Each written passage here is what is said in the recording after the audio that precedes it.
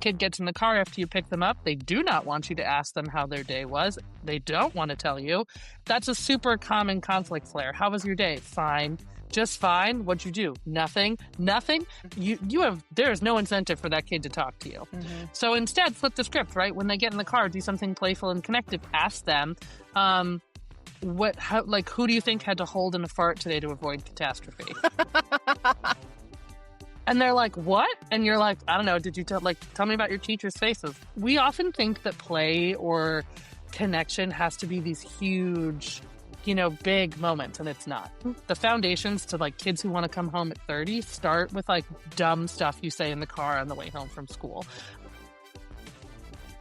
Hi, everybody. Welcome to Screen Less, Play More. I am Cynthia, the founder of ScreenLessPlayMore.com. And I think so many of us have been told, oh, just wait until they're teenagers. Oh, it gets so bad. I was told that basically since the moment my children were born, which was really unhelpful to someone who had a colicky baby at home that cried 70% of the day, to be like, oh, no, this is the easy part. Just wait until they're teenagers. But society has this view that the teenage years are by definition going to be full of rebellion and conflict. But my guest today, Megan Saxelby, is rewriting Adolescence for joy with research-backed guidance. And she is the world's most optimistic sidekick.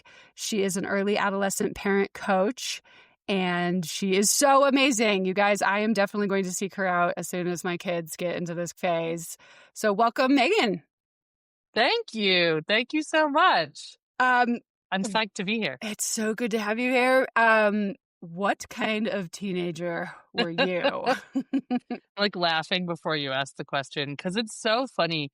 So I have learning disabilities. So I have auditory processing and visual motor integration issues, and got diagnosed late-ish, right? So kind of the end of fourth grade. And that window of diagnosis was interesting because I think I had struggled a lot and didn't really know why in elementary school, and then in middle school really just decided that I was going to buckle down and be obnoxious and abrasive and intense. I was a tough kid. My mom likes to joke, love you, Pam, that she got nauseous when she knew I was on my way home from school about the ages of 11 to 14, right? I was just a kid who it's not like I was being great at school and then came home and was a mess. I was kind of a mess all day, and then because she was who I felt safe with, I would come home and then kind of just unload all over her.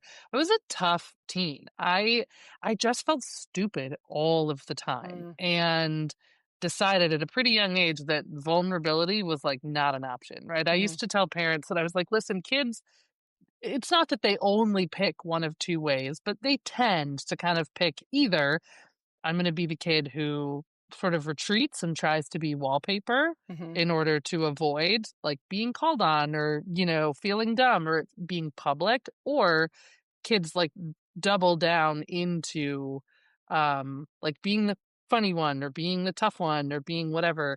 And I just decided at an early age that I was going to double down on being tough.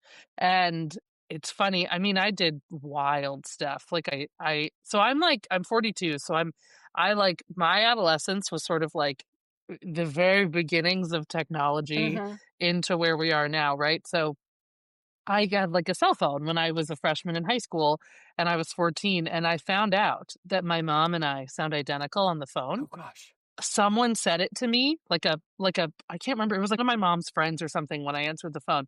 And this is the kind of teen I was. I clocked that information to be well, that's going to come in handy.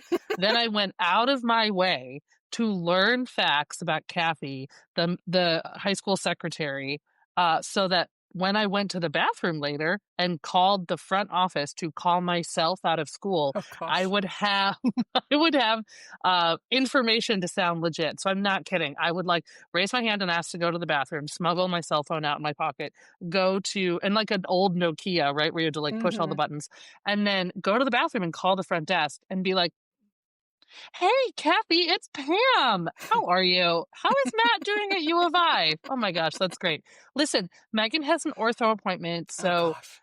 she's gonna come sign herself out. And then I knew enough to know too to go because you weren't allowed to just like leave, right? So Hmm. then I would be like, well, Bill, my dad, he's always late. He's taking her today, but he's coming. So if you could just let her go out front, because they're gonna have to like go real quick once Wow. he gets there. So I had like the crafty. whole thing planned out, right? And then I Wow. would just leave. And the funny part is that I didn't have the story where it was like, and then I went and like, drank in the woods or like smoked cigarettes or do whatever. I would go to the library. I would go to Starbucks. Like I just would Okay. go other places. Okay. It's not like I then also went and got in sort of compounding trouble. I was this weird mix of a Because kid school who was just like so stressful because you felt school dumb. was just super stressful because I felt dumb and I was like, I'm just gonna get out of it. I fake sick all Yeah. the time. Like I just did everything I could, right? And if you told me when I was like that age that I was gonna be a teacher, I would have been like, you're insane. Like, Well, and I was going to no. say, so you decided to become a middle school Yep, teacher, and that sounds like it was probably kind of your superpower that you a had hundred had percent. this adolescence. Yeah. So, what did you learn about teens and tweens as a middle school teacher that helps you now? Because some people think, oh my gosh, being a middle school teacher Hmm. would be torture. Like, people Oh, think that like that'd be awful. Yeah, so I taught middle school for 17 years, and I can't tell you how often I would, people, you're at a party, you're at dinner, you're dating, whatever, and people are like, "Oh, what do you do?" And I would say, "Oh, I teach middle school," and almost to a T, Yeah. every person had a like both like a visceral, obvious visceral emotional reaction, and made a face, They'd be like, oh, I'm and I sorry. either 100%, I either got ugh like, God bless you, I could never, or like, "Oh my god, that's amazing." But it was always, "I could never," Okay. or like, "I can't believe you did it," and people were always so thrown off because I would always come back and say like, "Hey, so fun fact, like, I think your reaction is the problem. I think they're the greatest humans on earth." Legitimately, I still to this day. I think middle schoolers are truly the greatest humans alive. I love them. And people would always get thrown off because I'd be like, "I think like you had a hard time, so now you just believe that this time is hard." And actually, if we treated them differently, like a lot of stuff would be different, right? And Hmm. people were always like, people were always sort of thrown off. And you're right that it was like a superpower because it's funny. I didn't plan on being a teacher. I'd have a master's in English. So, fun fact, parents, you can graduate high school with a 2.4 GPA on purpose because you didn't do your homework and then end up in your 40s and have two master's degrees. So, don't worry, it all works Yay. out. But um, I, so I started subbing. Okay. And then when I started subbing, because obviously, like, let's be real, kids aren't cool to substitute teachers. And Yeah. so you get the most adversarial Yeah. kids, you're going to get. And I was very quick to just be like, oh, I'm not like fighting with you. Yeah. Well, you said something to me the other day of I love that you were just like, "Hey everybody, I think you guys are awesome and you're not going to convince me Yeah. otherwise." Right. That was always the mindset I led with. Cause honestly, I wouldn't have realized at the time, right? But I had this shorthand connection because I was like, listen, I know why I was really acting out and being a tough kid when I was in high school and middle school. So I'm just going to assume that you are also having a hard time and instead lead with the fact that I think you're the best and that like, I actually don't care what you do. You're not going to be able to prove me wrong. So then you become a coach for parents, Hmm. and it's like you've got this cool viewpoint that the kids are doing Yeah. everything for a reason, and the parents Right. are all coming at it from the viewpoint of everyone that you meet at a party that are like, "You're turning into a Right. teenager. This is Right. awful." And I A suppose hundred like percent. parents are coming at it from a combative side of like, "Well, it's Yeah. just 5 years that I have to get through." Yep. And so like what's the main one or two reasons that people call you for coaching because they're just like at the end of their rope with their tween or their Yeah, teen? sometimes it's honestly, I think sometimes it's because they're at the end of their rope and they want to reset something. But honestly, more often than not, I think because of the way I talk about the experience, I get hired a lot to do like parent nights at schools to just explain the way the brain works and teaching parents about neuroplasticity. And I'm like, guess what? Their brain is the most plastic it's ever going to be between the ages of 10 and 15. Wow. That's part of the reason they're so wild right now. Hmm. And I use the analogy of like growing pains. I'm like, we all understand when our kid grows like a shoe size overnight Hmm. and their feet kind of hurt and they're kind of cranky because they're hungry or whatever. Those we can make sense of. Their brain's doing the same thing.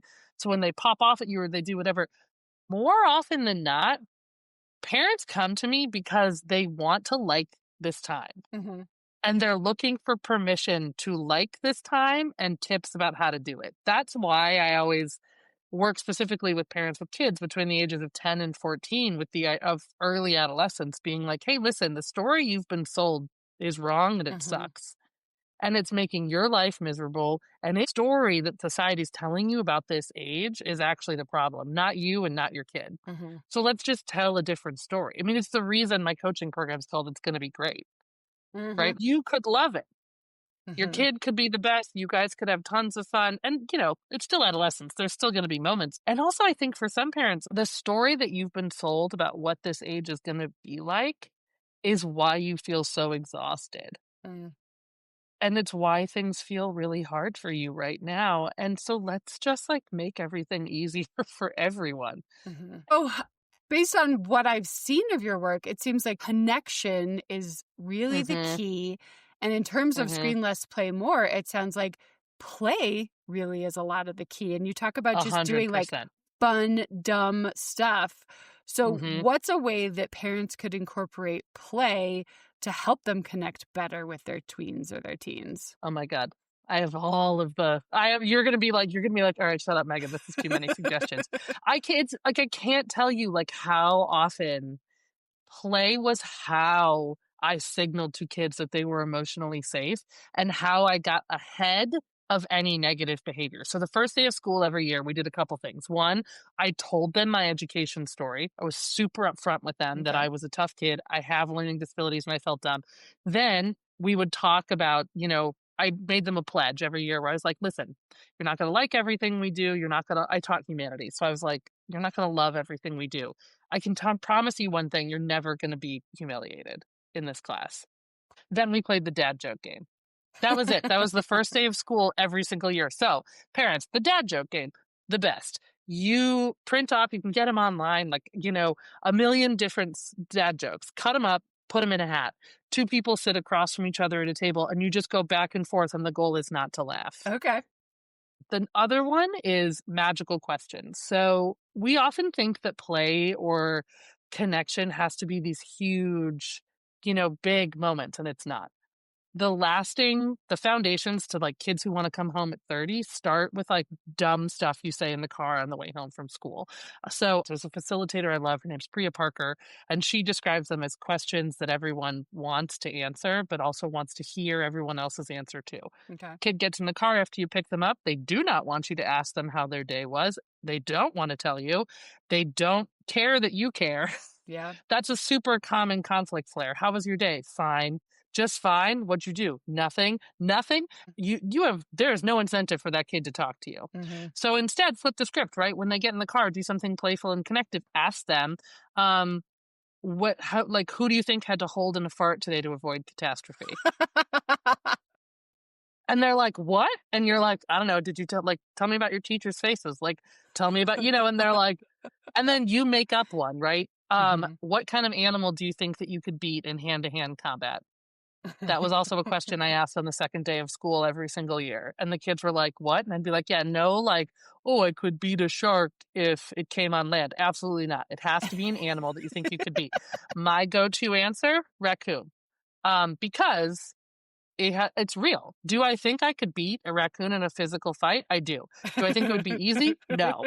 They have opposable thought, right? And then like Right. kids are like, And you "What?" actually get into an actual Oh, conversation about a 100%. really ridiculous A topic. really ridiculous thing, but you are doing like I always kind of again use the improv idea of that like yes and. Mm. Your goal and job as a parent is just to yes and.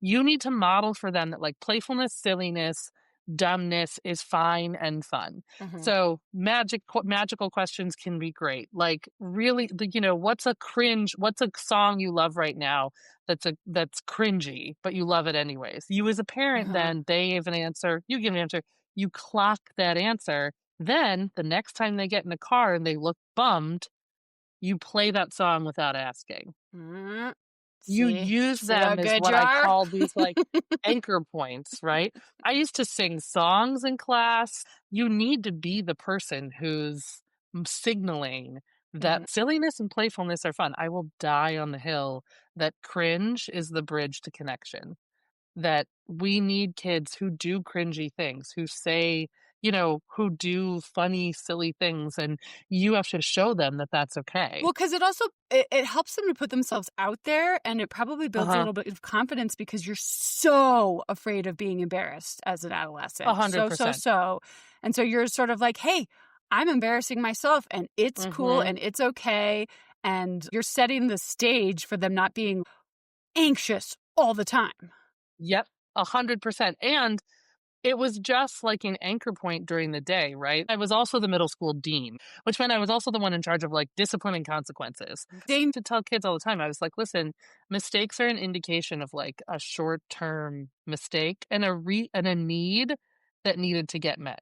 So Mhm, let's talk about the need that was trying to get met, why you made the yucky choice, and how next time around, like, we can make a better choice." And I think, like, even in those moments, right? How would you repair if you're a parent? How do you bring play into consequence? So it's things like I would have hard conversations with kids. I think sometimes people confuse the idea that validation is agreement, that mhm, like validating that a kid is having a hard time is means that you agree with their behavior, mhm, which is totally untrue. I can validate that, like, someone left you off a group chat, you felt really upset about it, and I can understand why you then took a screenshot of a photo you found of them and made it into a meme and then group texted it to a ton of people. I mhm, can understand and I can validate, like, loneliness is hard. That mhm, doesn't mean that that kid gets out consequence free or that there isn't accountability demanded, mhm. right? We are in an ecosystem with other people. Part of that requires this idea that I can make a mistake without being a mistake. But then I would always follow up with, like, screens and playfulness. I would screenshot and keep memes and print them off like the elder millennial I am.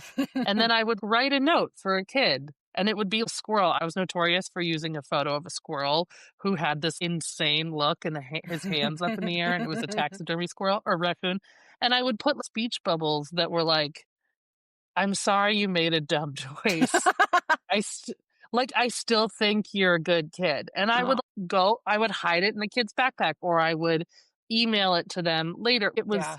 the idea that for accountability to feel beneficial, for pro-social growth, it has to be reconnected to this, like, playfulness, this connection. What is, like, a great thing to do? You talk about sort of screen less, play more, like, do the more connections you put in that or the more deposits you put in the connection bank, Mhm, the easier consequences are to uphold. So things like do a cringe movie night of 80s classics. mhm, If your kid's on TikTok and they're really into, like, recipes or like recipe fails, mhm. pick a crate, have them text the whole family, like, a TikTok that had a recipe fail that they thought was hilarious, and then everyone's gonna do it. That's Everyone's fun. gonna try to make a version of it on a Friday night. 'Cause you're So showing that how do you you care use about what they're Right, interested in, and right. well, I to backtrack, when you said that they did something because there was a need that had to be met, Mm, I think that's mhm. huge in Yeah, parenting especially, because it's sort of like, "Well, why did you punch your brother?" Well, right.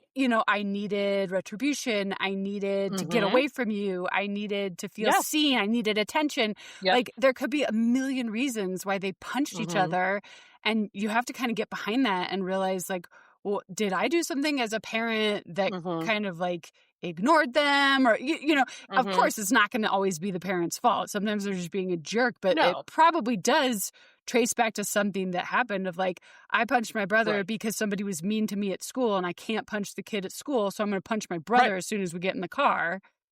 100%. Or I always think too, it's like the rather than framing behavior around this, like, character, you were being a jerk or you were being whatever. I always just frame it around you were dysregulated, Yeah. right? Something was off. And it's like, because honestly, we also sometimes forget, particularly for adolescents, we have these expectations of adult behavior because they look and act older, and we forget that they are 10 or we forget that they are 11. And, and so sometimes they don't know what the need is, but if you talk to them, eventually they can figure it out. And you're not wrong that sometimes it is the parent kind of just assessing. Like I had this moment last night. I'm solo parenting. My husband's out of town. I have a 5 and a 2-year-old, and the 5-year-old uh slapped the 2-year-old like pretty hard while I was making dinner. And I went in there and was like getting ready to be like, Lucy, you do not hit your sister. And then I realized that A, she was at daycare, like they were both at daycare all day. Dad isn't here, but also I was like, oh yeah. Because also I had to watch like the super spooky Halloween songs from Simple Songs for like the 5th day in a row. And she wanted to watch K-pop Demon Hunters. And I said no, because I needed something Sammy would pay attention to so I could cook for 20 minutes. And then I was like, oh. So I like went and got Lucy, and I caught myself because I was like, okay, should Lucy hit her? No. If I look at the like ecosystem of this moment, is Lucy solely responsible? No. A, she's 5. B, like she's been holding it together. Great. Yeah.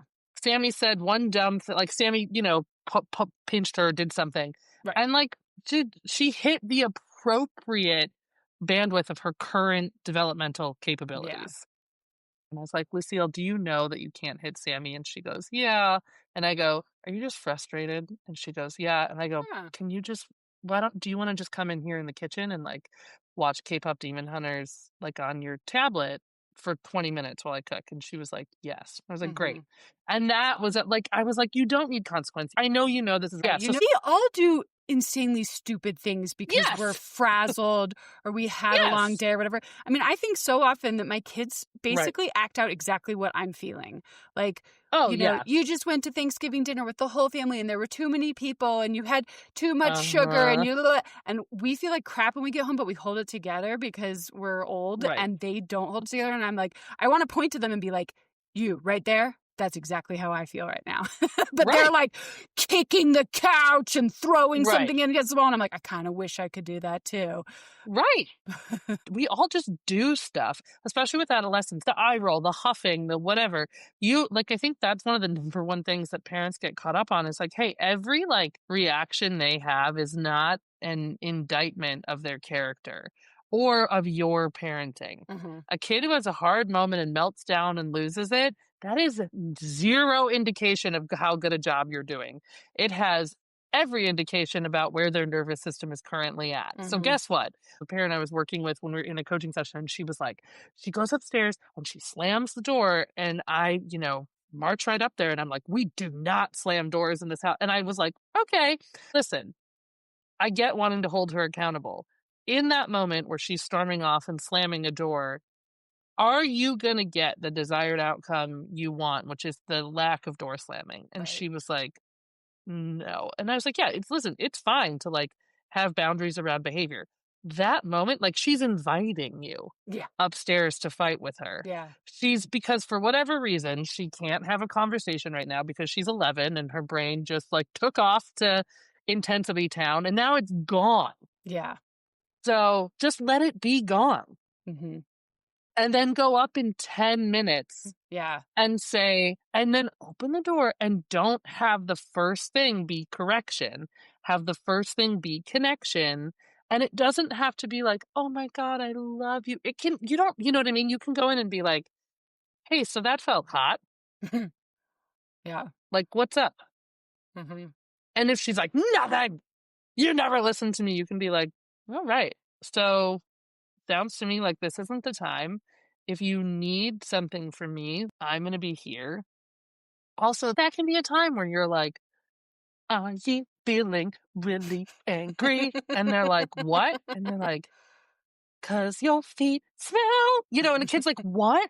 And like something like that, just taking their nervous system back from them is sometimes what they need, right? There are playful ways to do that. And I understand my personality is my personality. Some parents might be like, you couldn't catch me dead doing that. But I mean, I can tell you after working with adolescents for 17 years, all of you would feel a little bit better if you could find some silliness, right? But it's like, that's also a great moment to have memes or something dumb or something silly ready to go. You know how many times when I was an adolescent and I was tough Hmm. that my mom would just walk into my room, say nothing, hand me a post-it note that was like, I still think you're great. Sorry, things are hard, and then just walk away. That's awesome. And I would be like, "Well, yeah," because then also as a kid, you're not just gonna be like, "Look at this stupid supportive parent I have," right? Like, Right. it kind of also short circuits again, it's like, here's what I think the need might be. And in my case as an adolescent, it was always recognition. Yeah. Always. That was my number one behavior motivator. Recognition that I wasn't stupid, recognition that I was worthy of connection, da, da, da, even though I did everything to prove Yeah. that I wasn't or I tried, right? And so there's little things like that too. Like I used to also uh parents, this is a strategy that you may or may not love. I used to order personalized pencils from this lady on Etsy called the Carbon Crusader that had curse words all over them. This was what you did And as a teacher? occasionally, yeah, because I worked at an independent school in Brooklyn at the time, and I knew the parents who would be okay with it. So, for example, I had a boy who was having a terrible 6th grade year because he had a seizure disorder. So, he it just happened. He randomly had a seizure in class in front of all of his peers on one of the last days of 5th grade. Then, came in to 6th grade with all kinds of feelings at the forefront for reasons we could all understand, Yeah. right? He had gotten his seizures under control. I knew the parents and I were constantly talking that he was going to have one at school or something was going to happen Mhm. because he was 11 and Mhm. it's so hard to stay on top of medication regimens at that age. I had an envelope full of pencils that said uh F this SHIT that were gold and, Mhm. like, bedazzled, and there were 5 of them in there, and, like, when he had a seizure, I had they were in an envelope, and they said, "Open in case of seizure," and I had them in my desk, and I handed them to him, Mhm. and he was in the hallway, and he was so sad, and he was leaving to go home because all the things, Mhm. and he opened this envelope in the hallway, and, like, the look on that kid's face Mhm. of this, like, "What?" 'Cause it's like, "Oh, she's And being naughty, but it's funny, yes, but." 100%. Those things too are playful. Like, what's the sort of like naughtiness or whatever that you like the boundary pushing because that's also what they want, right? They're adolescents. They don't want a rainbow sticker. Yeah. He was 11. He was dealing with like this really intense real thing. I think personalized pencils are the greatest. For example, if I'm ever doing work with middle schoolers, I have personalized pencils that say this lady is cringe and I just give them out. I don't say anything. I just like put them on the table and I'm like, "Hey, if you brought something to write with, great. If you didn't, um, I brought some pencils." And you watch it happen just sort of like popcorn. Well, the surprise factor. And then they look and then the surprise factor and then they're elbowing their friends and then eventually one brave kid raises their hand and they're like, "Did you bring me?" And I'm like, "Yes." And they're like, "Do you think you're cringe?" And I'm like, "Oh yeah, I've met me." And then they're like right? And then they're like, "Wait, what?" So it's like, how do you also, like, beat them to the punch? Like, so I used to tell a lot of the parents, you can get a lot of personalized pencils on Amazon or through this woman on Etsy or whatever for not a lot of money. Do you have a family inside joke? Is there something from when they you can put on it? And Well, then, like, it'd be it perfect for, becomes like, this yeah, you're in the middle of a yeah. terrible homework battle, and you suddenly get to the Uh-huh. point where you're like, "Okay, I'm either gonna kill my kid or I'm gonna walk out of this Yep. room," and you just walk over and you're like, "Hey, you know what? I was noticing your pencil's a little bit dull. How about this one?" And it would just, like, change the mood. I had a family who I worked with, and then the girl math was like one of her she had dyscalculia, like, in a really hard time, right? And I was like, "So here's what you're gonna do. You're gonna get off this call, and you're gonna go buy 10 pencils that say any variety of funny curse word combos. She's gonna come home from school today. You are gonna be like, 'Hey, I got you new pencils to do your homework.' You are gonna straight man, straight face. Mhm. Like, no, don't give away the fact that it's a Yeah, joke. you could totally You get just ones that need are just like, math is you terrible. I hate math. 100%. I hate math. Break this like pencil for breaking, right? Like Mhm. whatever. Yeah, you could get like, break in case of math homework, and their whole purpose could literally be like cheap pencils you bought on the internet that they're like your kid gets to break when they're frustrated. Well, it helps to be Anything like, "Hey, we're on the same playful. team. You know what? It's us Yes. against the homework. It's not you Yes. against It's me." not you and me against each other, right? And that's how, especially in adolescence, but you need a foil, right? Like you need something to Mhm. put in between. So even if it's like, again, like a stupid meme like I had of the raccoon. This raccoon loves math homework. And we're both gonna talk to Rocky the raccoon about like how much we hate math. Mhm. And again, rather than inviting in disconnection and conflict, how are we going to, again, right, address the underlying need? Yeah, and use the framework that it's you and me against a thing. Mhm. It's not you and me against each other. And so that's I think something that when we think of play, we think it has to be like playing catch, family game night, da da da, and it doesn't. Playfulness is small. Playfulness is words. Mhm. Playfulness is music. One of the other parents I was working with recently, like getting her kid up for school on Monday morning is a nightmare. Then the kid was always trying to play sick and Mhm. stay home or whatever. And I was like, you just need to shift the vibes on Monday morning. And I was like, Sunday night you're gonna make a playlist. Make a playlist of her, like, her she gets to choose, all the siblings can contribute, but her favorites are the first 3. Mhm. You're not gonna wait for an alarm to go off. You're not gonna do anything. You're gonna take that Bluetooth speaker, you're gonna put it in the hallway, and you are just going to, like, obnoxiously blast, uh, Yeah. a song that she No, it's a loves, great idea and because not go in her room until the 3 songs are done. yeah. Right? Like you are going to remove yourself from the situation. You are going to put a thing in between you and the kid and the conflict point. And Mhm. you are going to turn the Bluetooth speaker into the enemy, not you. Mhm. Yeah, that's so Right? good And then her because kid came out of the room in a different mood because yeah. she also likes the song, right? Exactly. Or It's like your whatever. happy songs. It Yeah. puts you totally in a different mind frame. It's Yes. not your mom being like, come on, no, seriously, come on, it's time. We have only 5 minutes. Right. Because I was fighting with my Right. youngest son every time I go to wake him up. It's like, Yeah. it's all this moaning and groaning and no and throwing the pillow Mhm. over his head. And he's 7.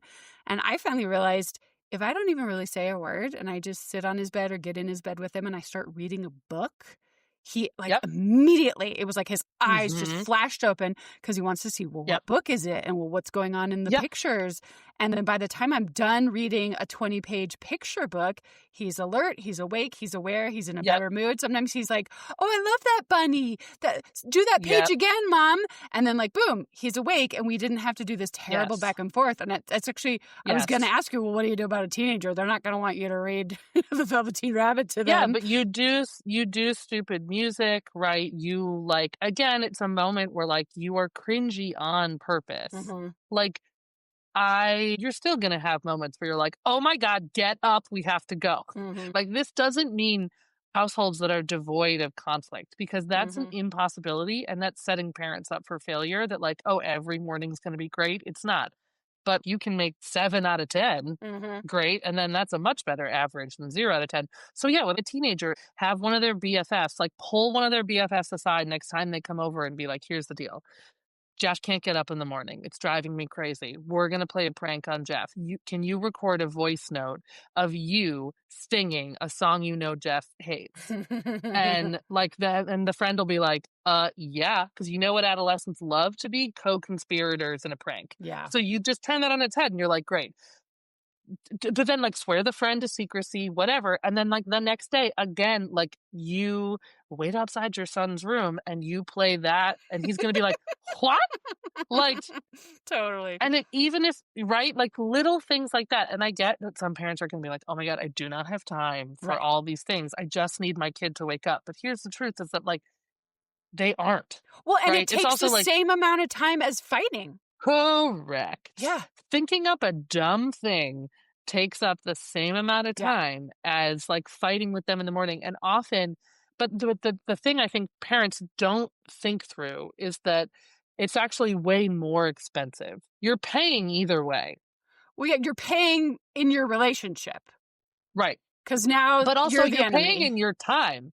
Yeah. And all the things. Like, it's like you're either paying by you're like, "I'm gonna try to think of 1 or 2 dumb things," or, like, I'm gonna DM Megan or Cynthia and be like, "Give me 1 dumb thing." You know you have a parenting friend who does the funny stuff. Yeah. Just ask So just, like, them. you actually don't even have to think of it, right, like, just text someone else or, like, text someone that the kid Or likes and be like go to your Instagram, which is Yes, full of also true. tons of fun ideas, Yes. which is Yes. actually, let's see, what is it? Wild Feelings? Yeah, wildfeelings.co. Okay. Yeah. Because you give all And it's sorts of fun yeah. advice and ideas. Right. And I do these things called Field Guide Fridays where people can join a Substack Live for 40 minutes and I just answer any questions. If you go to Instagram, the join link is on there. It's every Friday at 11 a.m. Eastern. Like, yeah, that's the kind of thing where you could like pop in and be like, I'm joining for 7 minutes. Give me 3 dumb things. Yeah. Done. Some of us just have the short circuit to those because it's the water we swim in. Yeah. Also, Mhm. like, but also it's the idea, yeah, that it's like it costs you either way, time and energy, but like the cost to the fun dumb thing is so much lower and Mhm. the deposit in the connection bank is so much longer than the fight you're going to have about Mhm. like something that is predictable. It is predictable and expected that an adolescent is not going to want to wake up at 6 a.m. Yeah. It That's is a not how they're developmentally wired. inappropriate time Mhm. to have them doing anything in the morning. But whatever, that's how society runs. So kids, you got to get up. But again, what's that definition of insanity? Yeah. Doing the same thing over and over again and expecting different results. It's like you have to remind yourself of where you're at, which is that you're living with a teenager or an early adolescent. And what does that mean developmentally? It means X, Y, and Z. So I can expect Mhm. that getting up isn't going to be easy. Because I think that sometimes a lot of what people, get wrong is that this is how it's supposed to be. The story we're told, it's not just supposed to be hard. It's not just supposed to be you fighting with them to get up every time. Also, it doesn't mean that it's going to be all unicorns and rainbows Yeah. 100% of the time. I yell at my kids. I'll be working with parents and they'll be like, but you're a parenting coach, whatever. And I'm like, yeah, who like yelled at my children this morning or said something snide to my husband or whatever. Cause like we're humans and we all have a body budget and mine was taxed. Yeah. And so I did the short thing, which was yell or fight, rather than the more resource thing, which takes more time. And I think a lot of this goes back to what you're saying. If you want that kid to come home for Thanksgiving when they're 30, Hmm. you are playing the long game. And A so if hundred you percent. are going to fight tooth and nail for 5 years and ruin your Mhm. relationship, and they're like, I am so out of here, just Mhm. squealing out of the driveway when they're 18, Mhm. this is your Mhm. moment to just set up that it's like, hey, we're the team. It's school that is Mhm. making you get up. I'm not the one making you get up. Yeah. Like you said, it's society. I know I didn't want to get up when I Mhm. was in ninth Mhm. grade. You don't either. Let's Mm-mm. be a team and say, screw school. This is so dumb that we have to get up Mhm. early and let's all be in this together Mhm. and just Yeah. keep that relationship, which is one of the Mhm. reasons I am trying so hard not to do video games and stuff with the kids Yeah. because my kids, it's just such a fight every single time they want to Mhm. go on a game. And I just think, is this really Mhm. worth it to my relationship with them that I can just Yeah. plan like clockwork that at the end of Uh-huh. whatever video game, we're just going to fight? That's no fun. But Mhm. guess what? If I take it out of the Right. equation, which is why when we do screen-free Sundays, I love it because my kids are actually Mhm. awesome all day long because we didn't Mhm. insert the thing that was coming between Mhm. us and just Mhm. basically orchestrating a fight. Mhm. And I wonder how technology is playing into adolescence because that's Mhm. really when it seems like Yeah. kids are just getting so into gaming or social media or wanting to talk Mhm. to friends on Mhm. Snapchat and like, oof, how should people be navigating phones and all of that when their kids are Mhm. 11, 12, 13? I mean, I think it's really complicated. So I would start off by saying, before I started coaching, I built curriculum for people. And so for different organizations and stuff. And actually, one of the things I did for 3 years was build the education foundation for the largest digital wellness nonprofit in the US called Half the Story. So I happen to know a lot about this topic. I am a research nerd up, down, left, right, and center, and root everything I do in research and neuroscience.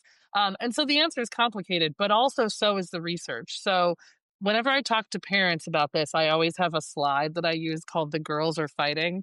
And it's Jonathan Haidt on one side and Candace Augers and some like more credentialed researchers on the other side who specifically studied digital wellness and adolescence.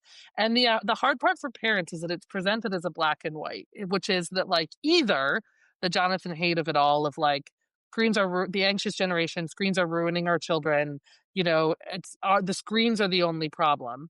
And then there's the other side, which is Candace Augers and a variety of other Lucy Fox and a bunch of other like super, intensity researchers who are saying it's not just the phones. It's things like, you know, like political, growing up in political discourse, climate change. Like there's all these other issues at play that are contributing to the youth mental health crisis. And if we only focus on phones, we're not focusing on the bigger things. So I think there's a couple things. One of that parents pick and choose what works best for you and your kid, right? If your kid, because also the indicators of like struggle are parental modeling, what they see their parents use, how much time is spent on device, and also what they're doing. So I think there's a thing we used to say at Half the Story that I believe is very true, which is all screen time is not created equal. Yeah. A kid being on TikTok for an hour because there's someone on TikTok doing a great job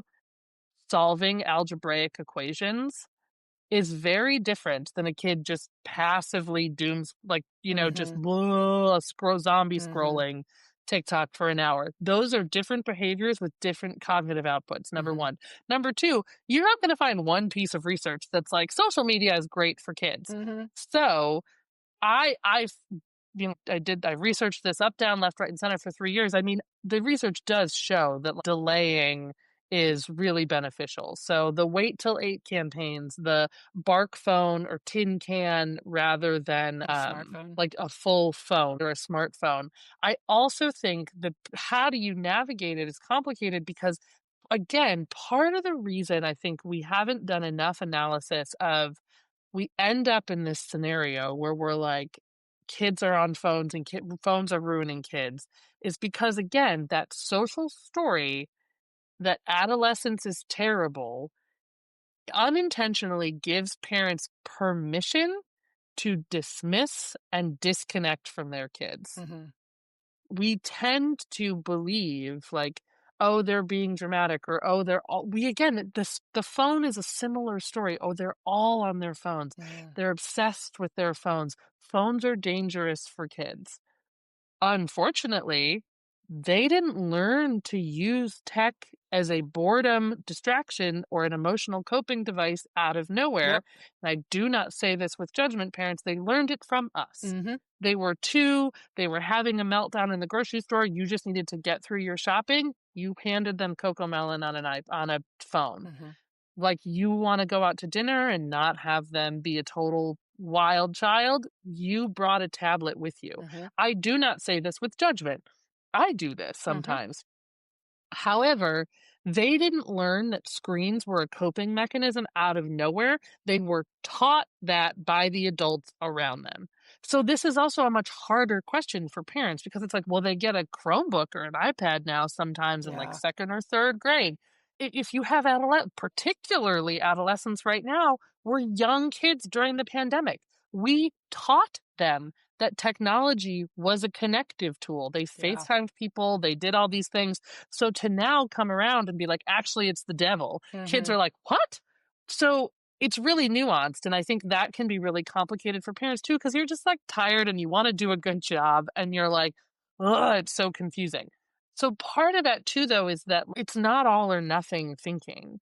Some kids, for example, there's a lot of research that like queer kids and marginalized youth having access to social media can have a protective factor against suicide. You can like being like if you're a young trans kid, being able to find trans adults who are living joyfully Yeah. is actually sometimes a lifeline to not killing yourself, right? Yeah. Like to not falling down sort of this path of suicidality. That doesn't mean it's good for everyone. Mm-hmm. Your kid, you are the subject matter expert on your kid. If your kid is socially sensitive, duh, social media is not going to be good for them. Yeah. If your kid is emotionally just a kid who is I hate the term like big feeling kids because I feel like so many folks use that as a way to delay diagnoses, right? We're like, we just have kids who are big feelers. And I'm like, sounds to me like you have a kid who has some spice of neurodivergence, but okay.